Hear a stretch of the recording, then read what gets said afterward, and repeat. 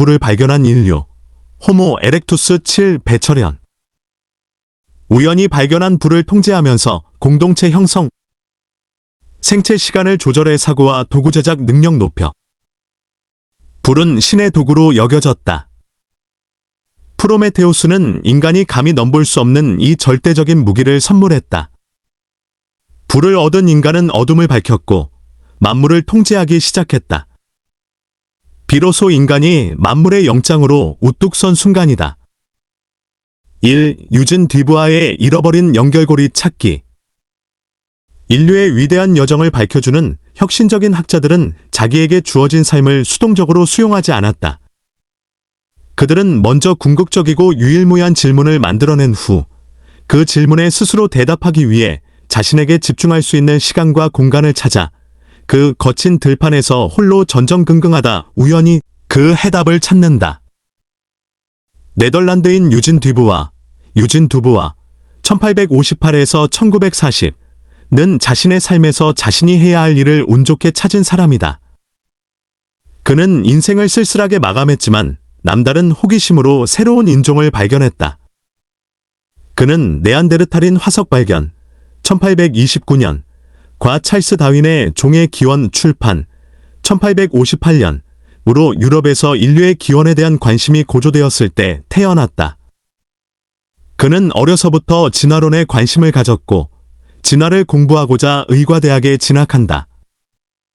그는 어느 날 언스트 해켈 1834에서 1919의 강연에 참석해 잃어버린 연결고리에 관해 듣고 충격을 받는다. 해켈은 인류가 원숭이로부터 시작하여 오늘날 현생 인류가 되기 위해서는 반드시 연결고리가 그 중간에 있으며 그 고리는 원숭이와 인간의 중간이라고 주장하였다. 그는 주류와는 다른 인간의 기원에 관한 이론을 내세웠다. 당시 주류 인류학자 루이스 아가시즈는 인간은 다른 동물과는 구별되게 독자적으로 발생한 인종으로 창조되었다는 창조론적 다원 발생론, 크리에이셔니스트 팔리저니즘을 주장하였고, 찰스 다윈은 인간은 다른 유인원들과 함께 아프리카에서 공동의 조상으로부터 유래했다는 단일 발생론, 에볼루셔너리 머나저니즘을 주장한다. 해켈은 이들과는 다른 진화론적 다원 발생론, 에볼루셔너리 팔리저니즘을 주장한다. 그는 언어학자 아우구스트 슐라이허의 언어 연구로부터 아이디어를 얻었다. 슐라이허는 인류가 사용하는 수많은 언어 그룹은 인류가 등장하기 이전의 가상인류인 우르멘센, 어먼스컨, 독일어로 원, 인류라는 뜻으로부터 독자적으로 발생했다고 기술하였다. 해켈은 언어들의 다중기원소를 기반으로 인류의 다양한 인종의 독자 발생론을 주창하여 불행하게도 나중에 등장한 백인 우월주의와 독일 나치의 아리아 베코주의에 토대를 제공해 주었다. 듀부아의 첫 번째 연구 논문은 인간의 발성기관인 후두에 관한 것이었다. 그는 포유류 동물의 후두는 물고기의 아가미 연골 조직에서 진화했다고 주장한다. 듀부아의 지도교수는 이 혁신적인 아이디어를 자신의 주장이라고 가로챈다. 듀부아는 학문 세계의 염증을 느꼈다. 그 후 진화의 결정적인 증거는 후두가 아니라 실제로 발굴된 화석이라고 확신했다. 그는 영국 동물학자 알프레드 러셀 월레스의 책 말라이 제도에 매료된다. 이 책은 월레스가 1854년에서 1862년까지 8년 동안 말라이 제도 남부인 말레이시아, 싱가포르, 그리고 인도네시아 섬들을 과학적으로 탐사하면서 남긴 글이다. 이 지역은 당시 네덜란드 동인도 회사가 관리하고 있었다. 듀부아는 특히 이 책에서 수마트라 섬에 관한 기록들에 심취했다. 듀부아의 집념 끝에 모습 드러낸 잃어버린 연결고리. 네덜란드의 인류학자 유진 듀부아 사진은 수마트라와 자바에서 인류의 진화 역사를 규명하는 중요한 화석을 발굴했다. 바로 호모 에렉투스, 자바인으로 불리는 원시 인류다. 중앙포토. 그는 수마트라 섬에서 발견된 수많은 동굴에서 인간의 화석으로 보이는 유물들에 대한 설명을 읽었다. 그는 이 화석들을 분석하고자 고고학 탐사에 필요한 경제적인 지원을 신청했지만 당시 주변의 모든 사람은 그가 미쳤다고 생각했다. 그를 이해해주는 유일한 사람은 아내뿐이었다. 그는 대학 교수직을 포기하고 자신의 생각이 옳다는 것을 증명하기 위해 그곳에 의무관으로 지원하여 가족을 이끌고 리즈의 세계로 용감하게 이주한다. 듀보아 가족은 수마트라 섬에서 화석 수집에 집중하지만 곧 말라리아에 걸려 자바 섬으로 재배치되었다. 네덜란드의 동인도 회사는 자바에서 차와 커피 같은 기호품을 재배해 유럽으로 보내는 일로 부를 축적했다.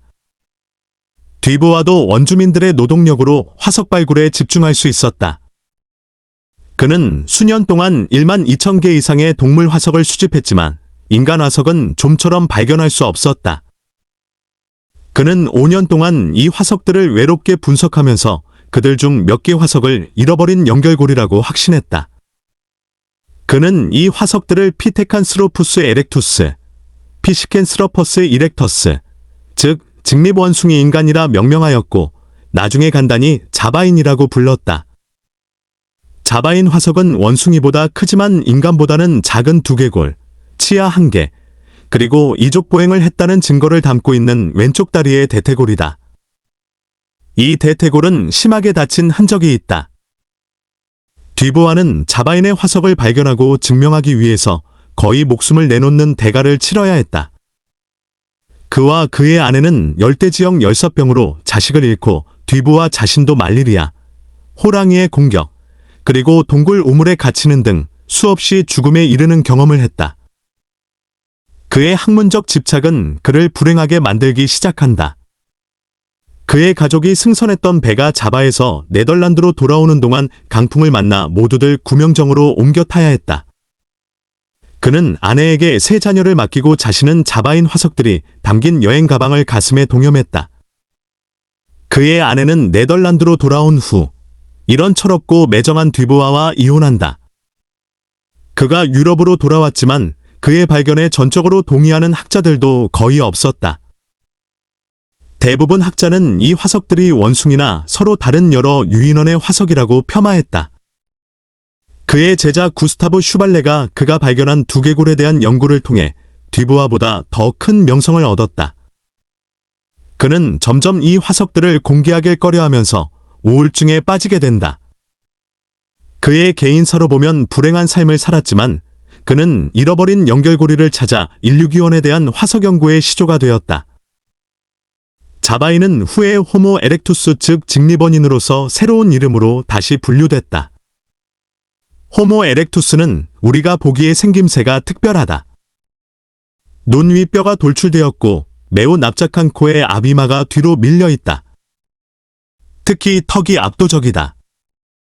무엇보다도 그의 뇌 크기는 775에서 1200로 오늘날 현생 인류 뇌 크기에 근접한다. 그는 완벽한 이족 보행을 했을 뿐만 아니라 정교한 석기도 제작하기 시작했다.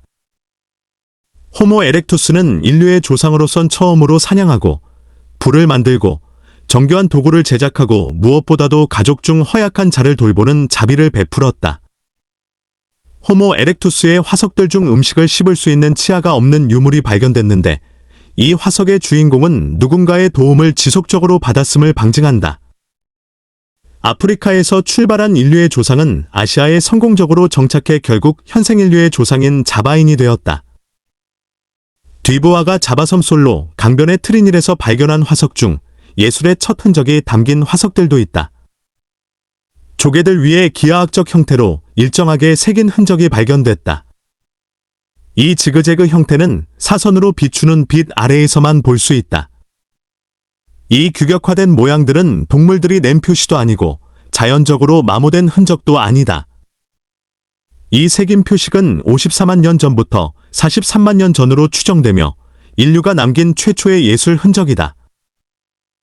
독일의 유명한 생물학자 에른스트 해켈, 원내 사진은 잃어버린 연결고리에 관해 주류학계와 다른 이론을 제시함으로써 듀보아에게 영감을 줬다. 해켈은 인간의 태아가 어류나 파충류 등과 유사한 모습을 거쳐 발생한다는 발생반복설을 주장했다. 중앙포토 156만 년 전의 소년, 투르카나. 호모 에렉투스에 대한 본격적인 연구는 아프리카 투르카나에서 시작했다. 1984년 8월 아프리카 투르카나 호수 동편으로 5km 떨어진 나리오코톰의 강의 남쪽 강둑에서 화석이 발견되었다. 리차드 리키와 미보 리키의 오랜 조수였던 카모야 키메오는 조그만 두개골 조각을 발견한다. 그 후 리키 부부와 인류학자 알란 워커가 4년 동안 이 지역을 샅샅이 발굴하여 두개골 전부와 대부분의 유골을 발견했다. 이들은 이 유골의 치아를 조사해 9세 정도 된 156만 년 전 소년이란 사실을 밝혀냈다.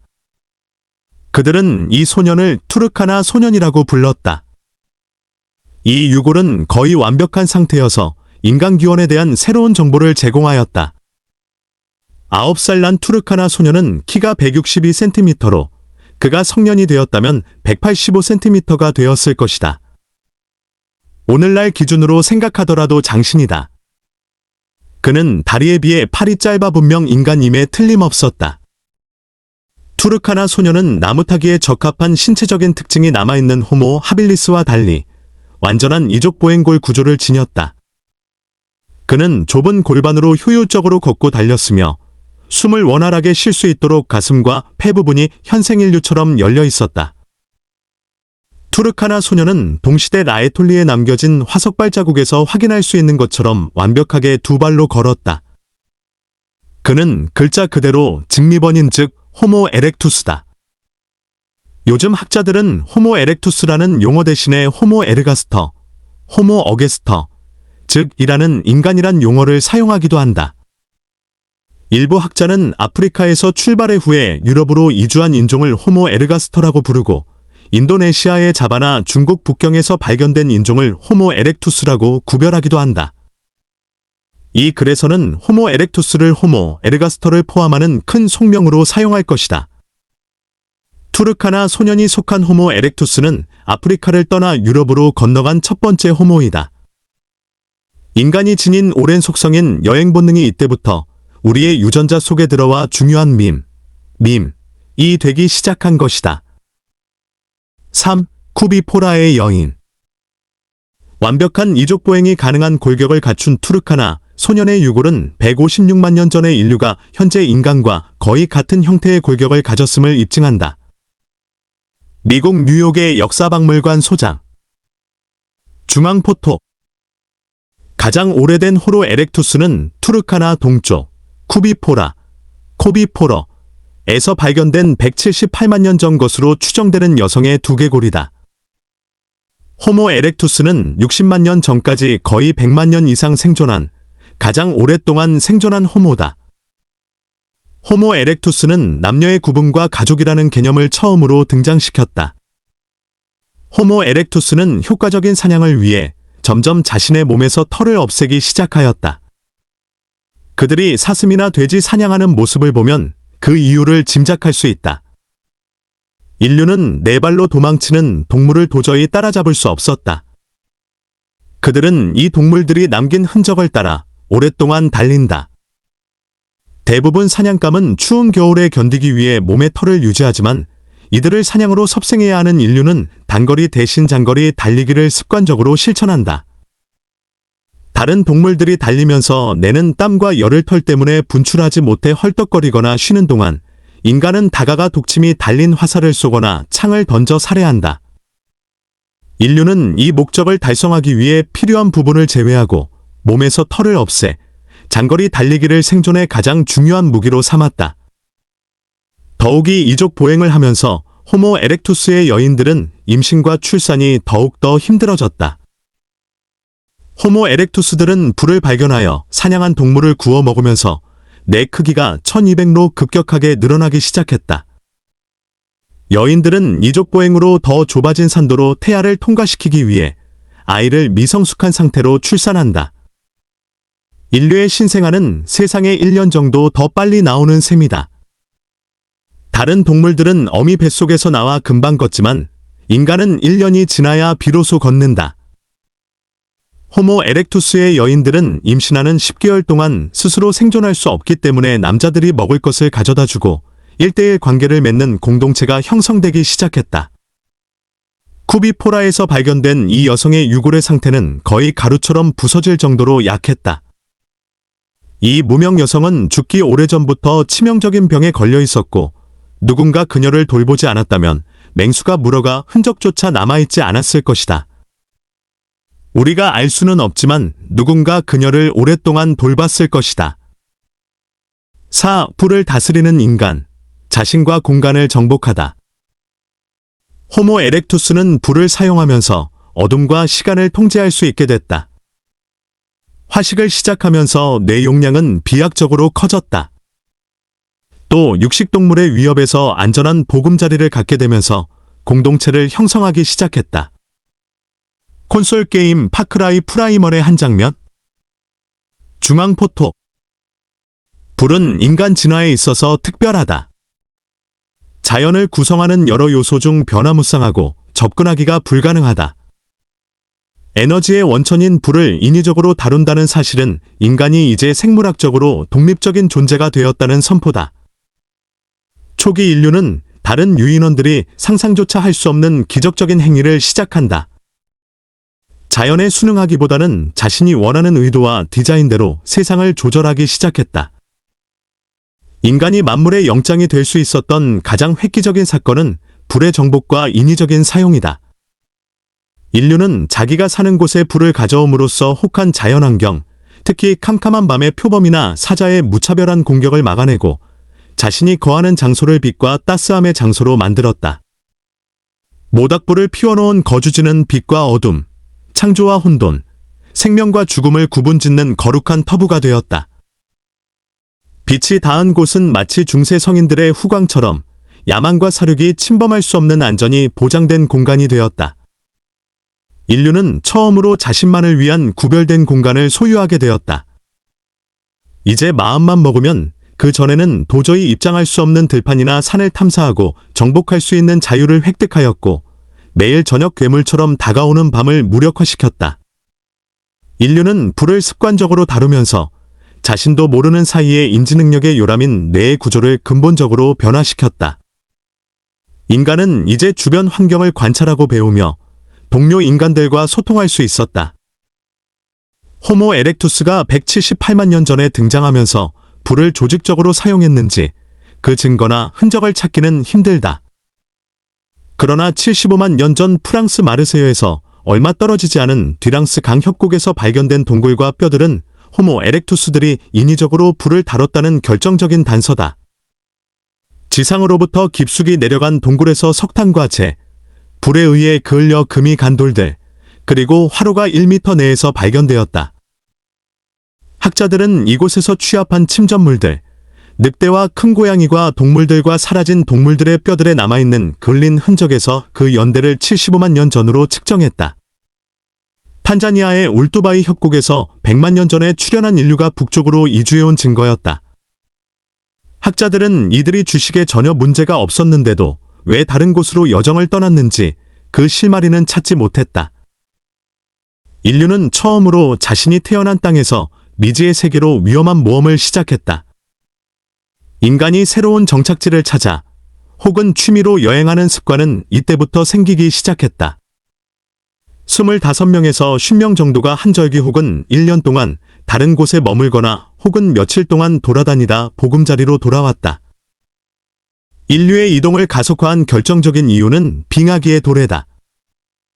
지중해의 물들이 대부분 얼어붙고 아프리카와 유럽이 지브롤터와 티니지아 시실리, 그리고 이탈리아 반도와 연결되어 도보로 이주가 가능했다. 호모 에렉투스는 동아프리카에서 남부 프랑스까지 오랜 시간에 걸쳐 이주했다. 이 여행을 가능하게 해준 문명의 이기가 바로 불이다. 동아프리카에서는 습관적인 불 사용 흔적을 찾을 수 없다. 사실 기후가 온난한 지역에서 불이 항상 필요한 것은 아니다. 그러나 알프스 산맥 빙하지대 근처에 있는 뒤랑스 협곡과 같은 지역에선 생존을 위해 불이 꼭 필요했다. 창조성의 근원은 환경의 절박성과 그것을 극복하고자 하는 인간의 간절함이다. 프로메테우스가 인간을 위해 올림푸스 산으로부터 불을 훔친 신화는 초기 인류의 불의 채취 과정을 밝혀주는 이야기다. 번개가 불을 만들기도 하고 혹은 석탄이나 자연 세일 기름이 자연적으로 불을 만들기도 한다. 사냥을 주로 하던 인류는 이런 자연적으로 발생한 불이 있는 지역에 거주지를 만들어 생활했다. 이 불이 사라지면 다른 지역으로 이동했을 것이다. 그들은 올림픽 성화나 조로아스터교 재단의 불처럼 불이 지속적으로 타오를 수 있도록 마치 어린아이를 다루듯이 혹은 어떤 절대적인 신을 모시듯이 불을 관리했다. 호모 에렉투스 가운데 한 명이 불을 관리하며 때로는 새로운 정착지로 불을 옮겼다. 불은 인류에게 따뜻함 이상을 선물해 주었다. 인간과 다른 동물 사이의 간격을 넓혀 인간을 만물의 영장으로 자리매김시켰다. 호모 에렉투스 이전의 유인원들은 사실 동물 왕국의 일원일 뿐이었다. 그들은 건기에 물을 마시기 위해 다른 동물들처럼 순서를 기다렸다. 코끼리 떼가 지나가면 멀리서 관찰하고 코뿔소나 물소가 나타나면 길을 비켜줘야 했다. 특히 사자, 표범, 늑대나 곰과 같은 맹수들이 다니는 길을 감지하고 그 길을 피해 다녀야만 했다. 유인원들의 주식은 식물이다. 그러나 호모 에렉투스들은 새로운 먹을거리를 발견했다. 그것은 다른 동물들이었다. 그들은 맨 처음 새나 토끼와 같이 작은 사냥감이나 큰 동물의 새끼들을 잡아먹었다.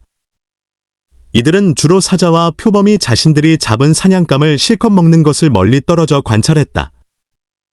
이들이 배불리 먹고 나면 그때 유인원들은 독수리, 하이에나와 경쟁하며 사체에 남은 고기를 처리했다. 초기 인류는 맹수들의 그림자 속에서 살았다. 불은 모든 것을 바꿨다. 맹수들은 호모 에렉투스들이 피워놓은 캠프파이어에 접근하지 못했다. 그들은 튀는 불꽃에 도망치는 맹수들을 보고 불을 나무에 붙여 이들에게 휘두르기도 했다. 호모 에렉투스는 이제 먹이 사슬의 바닥을 떠나 정상 자리를 차지하게 됐다. 호모 에렉투스는 불을 가지고 다른 맹수들을 물리쳤으며 이들은 처음으로 맹수들이 살던 동굴을 자신들의 보금자리로 차지했다. 요리의 발견과 인내. 호모 에렉투스가 등장하기 이전의 인류, 원인류 사진은 현생 인류보다 유인원에 가까웠다. 두 발로 걷고 불과 도구를 사용하며 집단 주거지를 이룬 호모 에렉투스는 문명의 입구를 향해 큰 걸음을 내디딘 최초의 인간이었다. 중앙포토. 호모 에렉투스들은 사냥한 동물들을 불에 구워 먹기 시작하였다. 이들이 고기를 불에 구워 먹었다는 증거는 이들이 남긴 치아에서 확인할 수 있다. 침팬지와 고릴라는 날카로운 송곳니로 질긴 식물이나 동물을 단단하게 문다. 다른 동물과의 싸움에선 공격성의 상징으로 견치를 드러낸다. 인류의 조상들은 도구를 발견함으로써 동식물을 자신의 치아가 아니라 석기로 처리하기 시작했다. 어금니도 동식물을 잘게 씹기 위해 커다랗고 날카롭게 남아있다가 점점 줄어들었다.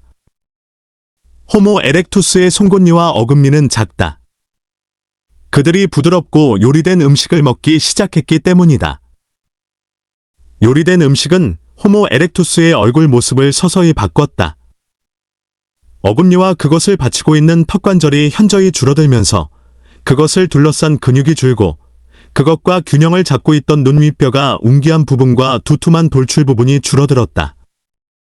그 결과 머리뼈의 굵기가 전체적으로 얇아지고 결국에는 두개골이 더 큰 용량의 뇌를 담을 수 있게 되었다.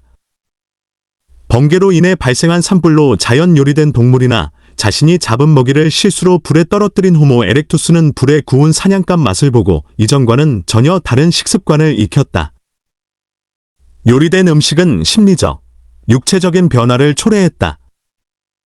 요리를 함으로써 사냥한 동물을 그 자리에서 잡아먹거나 혹은 다른 맹수가 남긴 사체를 청소하는 행위로부터 벗어나기 시작한다. 스스로를 억제하는 자제력이 생겼다. 이들은 사냥한 동물을 그 자리에서 잡아먹기보다 가족들이 사는 동굴로 돌아와 화로에 둘러앉아 함께 식사하는 교양이 생겼다. 인간이 불을 길들이면서 점점 자신을 길들이기 시작했고 공동체 안에서 자신을 객관적으로 생각하기 시작했다. 이런 새로운 행위는 오래된 습관을 과감히 폐기시켰다. 모든 동물들은 지속적인 현상, 특히 태양의 규칙적이며 예상 가능한 움직임에 맞춰 자신들의 행동을 조절한다. 그들은 해가 뜨면 일어나고 해가 지면 움츠러든다. 동물들에겐 생물학적 시계가 있어 태양과 함께 자신들의 활동을 결정한다. 몸속에 스위치가 있어 낮에는 활동하기 위해 생물학적 스위치를 켜고 밤이면 그 스위치를 내려 활동을 멈춘다. 인간은 불을 길들이면서 이 엄격하고 자동적인 생물학적 시간을 파괴하고 훨씬 유동적인 시간을 창조한다.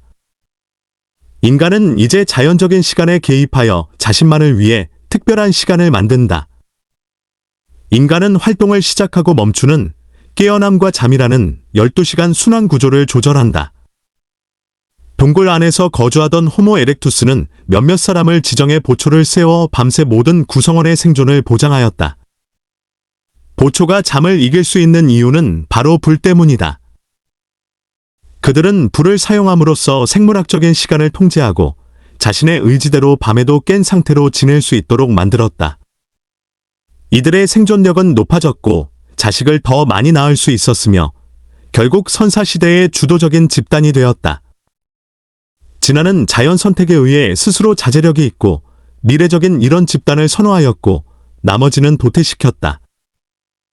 인간은 불을 자신의 거실로 들여오면서 태양에 전적으로 의지하지 않는 인위적인 낮을 창조하였다.